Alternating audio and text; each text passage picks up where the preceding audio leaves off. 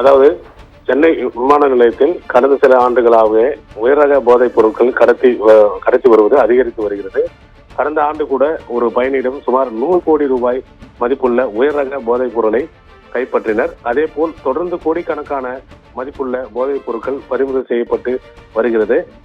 அந்த வகையில் இன்று சென்னை விமான நிலையத்தில் கத்தாரிலிருந்து வரும் விமானத்தில் பல கோடி ரூபாய் மதிப்புள்ள போதைப் பொருள் கடத்தப்படுவதாக மத்திய போதை தடுப்பு பிரிவு போலீசாருக்கு ரகசிய தகவல் கிடைத்தது. இதனை அடுத்து உடனடியாக சென்னை விமான நிலையத்திற்கு வந்த அதிகாரிகள் கத்தாரில் இருந்து வந்த விமான பயணிகளை வழக்கத்திற்கு மாறாக சோதனை தீவிரப்படுத்தினர்.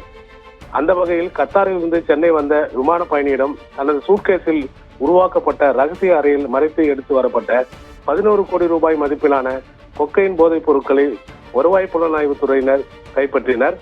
வருவாய் புலனாய்வு துறையினர் நடத்திய விசாரணையில் கொக்கைன் போதைப் பொருளுடன் சிக்கியவர் ஜெய்ப்பூர் மாநிலத்தைச் சேர்ந்த பரத் வசிதா என்பவர் தெரிய வந்துள்ளது. தொடர்ந்து போதைப் பொருட்களை கடத்த கூறியது யார்? இதில் தொடர்புள்ள சர்வதேச கொள்ளையன் கும்பலின் தலைவன் யார்? தமிழ்நாட்டில் அவர் இந்த போதைப் பொருட்களை யாரிடம் ஒப்படைக்க இருந்தார் என்பது குறித்து தீவிர விசாரணை மேற்கொண்டு வருகின்றனர்.